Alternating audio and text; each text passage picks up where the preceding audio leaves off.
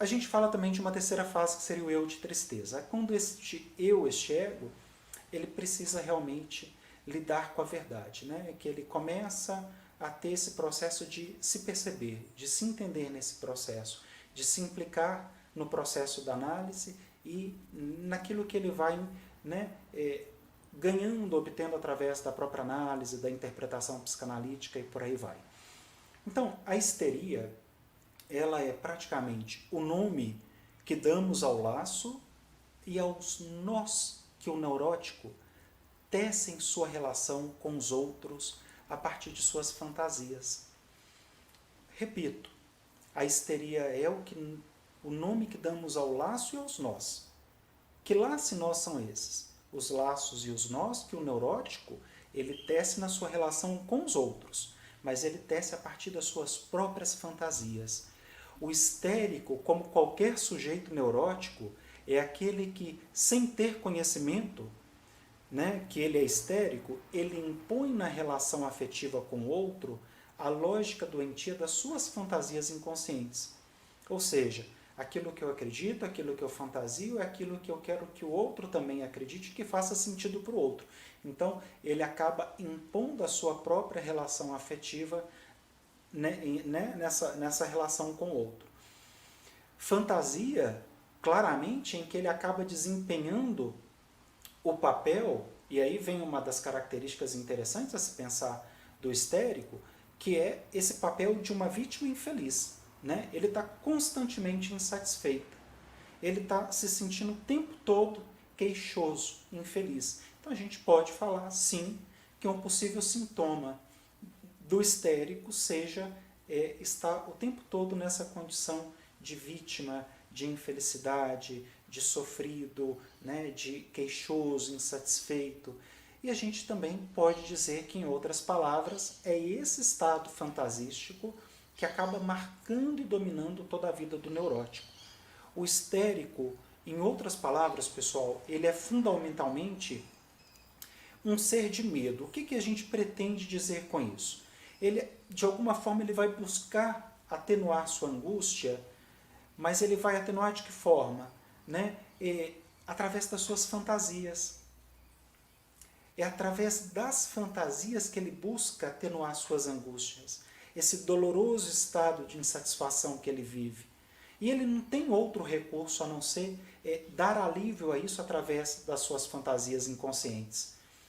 Porque o histérico, ele vai dizer o seguinte: enquanto eu estiver insatisfeito, eu ficarei protegido do perigo que me espreita. Então, eu estou sempre percebendo um medo. Eu tenho sempre a noção de uma ameaça. Eu sempre vivo com essa angústia. E para lidar com essa angústia, eu crio uma série de fantasias. E a partir, né, desse lugar, eu me protejo também desse suposto perigo que me espreita. Então veja como a gente vai constituindo também algumas noções sobre o histérico.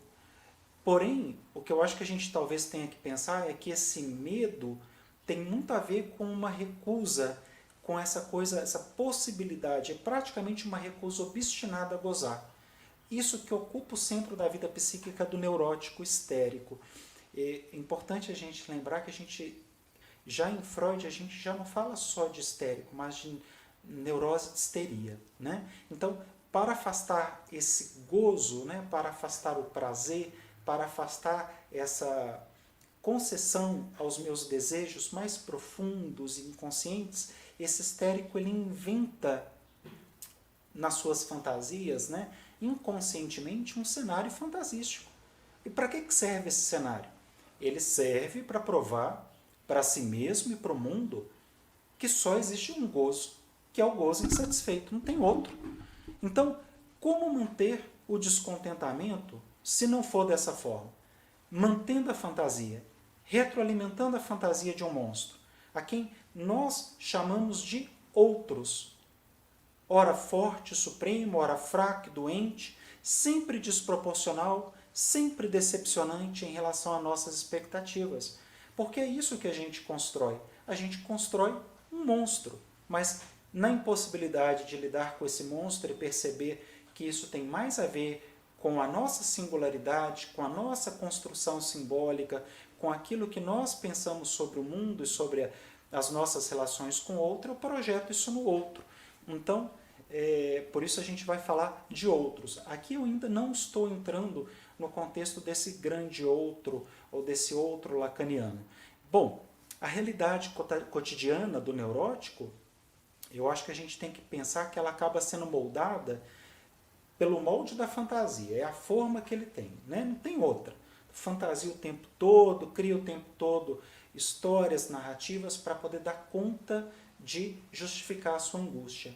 O histérico, ele acaba tratando também o seu semelhante, não importa se ele é amado, se ele é odiado, inclusive o próprio analista, da mesma maneira que ele acaba tratando esse outro da sua fantasia. Ou seja, da forma que eu fantasio, da forma que eu construo esse monstro nas minhas fantasias, no meu imaginário, é como eu, de alguma forma, projeto isso nesses outros. No meu ente querido, naquele que talvez não seja tão amado, talvez seja até odiado, mas é assim que a gente faz, inclusive, com o nosso analista. Então, o histérico, ele vai identificar no outro, geralmente com muito mais, talvez uma percepção muito mais aguçada, né? Talvez assim com muito mais atenção, esse sinal de um poder humilhante. Qualquer coisa que o torne infeliz, ou de uma impotência comovedora que ele se apiede. Por exemplo, você, né, errou a vida inteira, você, por exemplo, enfim, alguns vão dizer palavras de toda ordem, mas quando a gente tenta atribuir palavras e qualidades ao outro que não fazem jus ao outro, mas eu vou buscar nas mínimas coisas algo para que eu me apoie, para que eu consiga de alguma forma transferir para o outro isso que eu não consigo lidar comigo mesmo. Então, seja com outro, esse outro das nossas fantasias, ou com outro da realidade, esse com quem a gente tem que conviver, tem que lidar, tem que conversar, tem que rir, tem que chorar, tem que brigar, é sempre a insatisfação que o eu histérico faz questão de encontrar. Então, não importa o contexto, ele vai querer sempre estar nesse lugar desse sujeito queixoso, desse sujeito insatisfeito, porque é isso que, de alguma forma, retroalimenta a sua angústia. O mundo da neurose, ele geralmente é povoado de pesadelos, por obstáculos, por conflitos, e torna-se uma única barreira protetora contra o perigo absoluto do gozo.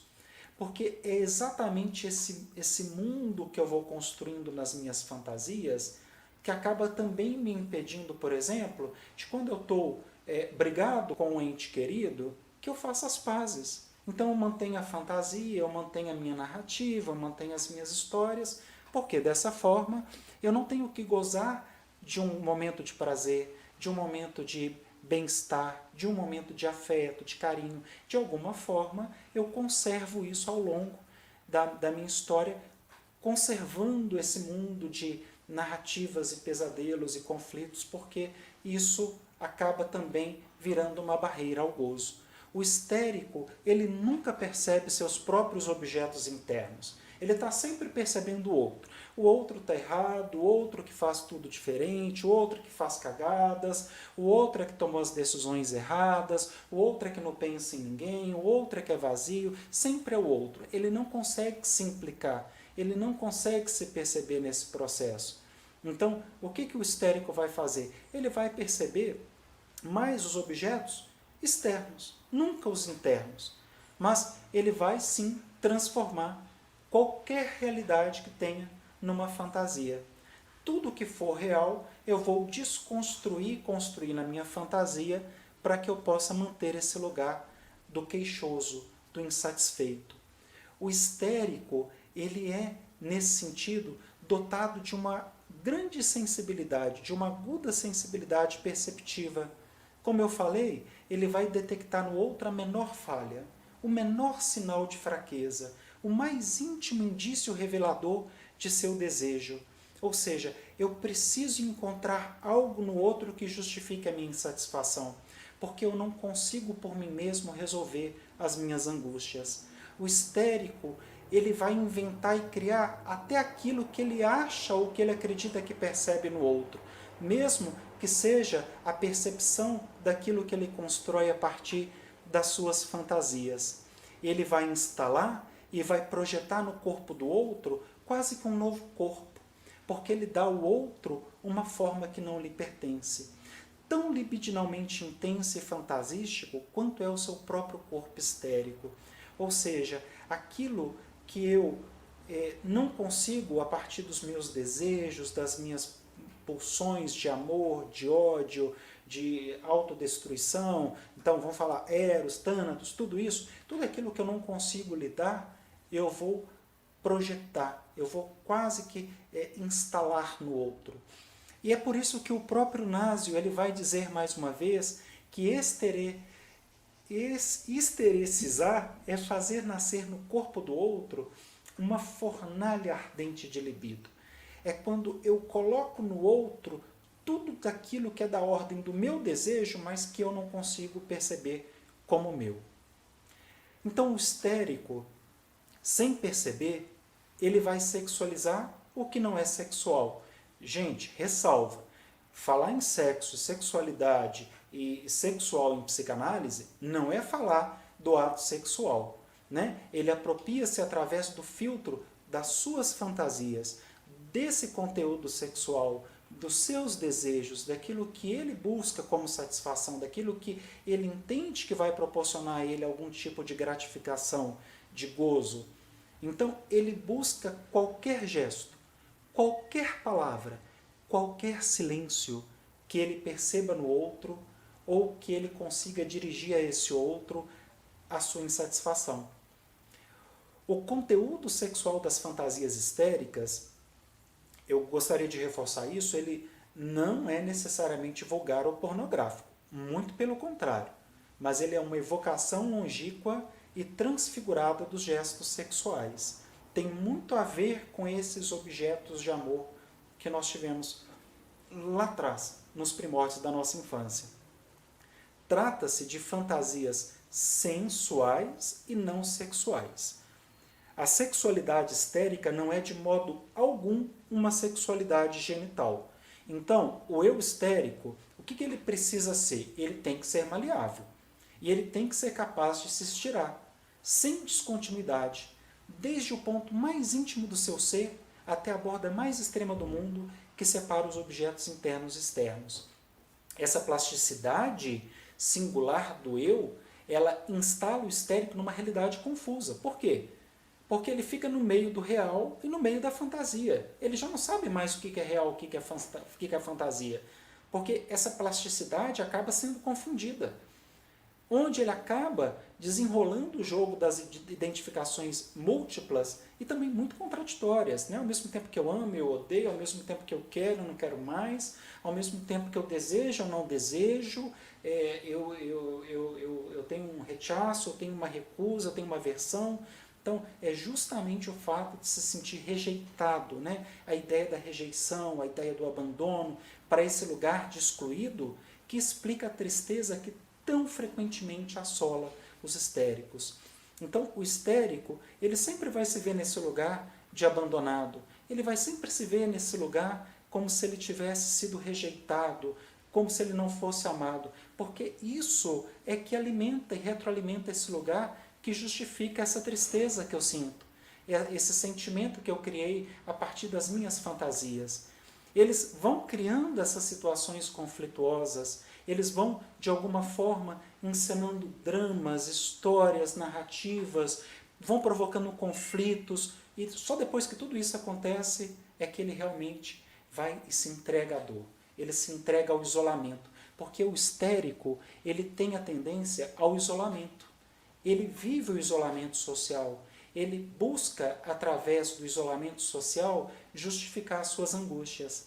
É nesse momento, muitas vezes de melancolia, de tristeza, de depressão, que ele está ali isolado, que a gente acaba detectando, identificando essa coisa do sofrimento e da insatisfação que está muito presente no histérico. Isso que aparece com tanta clareza ao longo dos atendimentos clínicos. Então, a tristeza desse eu histérico, ela tem muito a ver com o vazio, ela tem muito a ver com essa incerteza da sua identidade sexuada.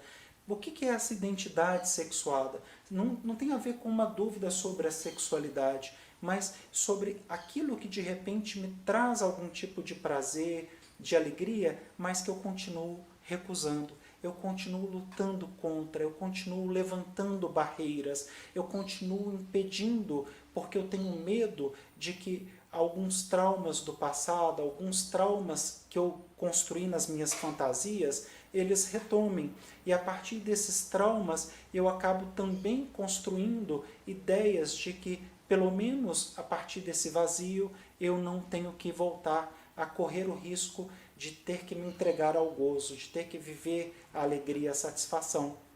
Então, a face da histeria no tratamento analítico, ela tem muito a ver, né? Ela tem muita conotação com essa ligação, com essa identificação insatisfatória, erotizante, triste, muito polarizada, muito ambivalente e muito em torno da recusa do se permitir gozar, do se permitir fruir, do se permitir ser feliz.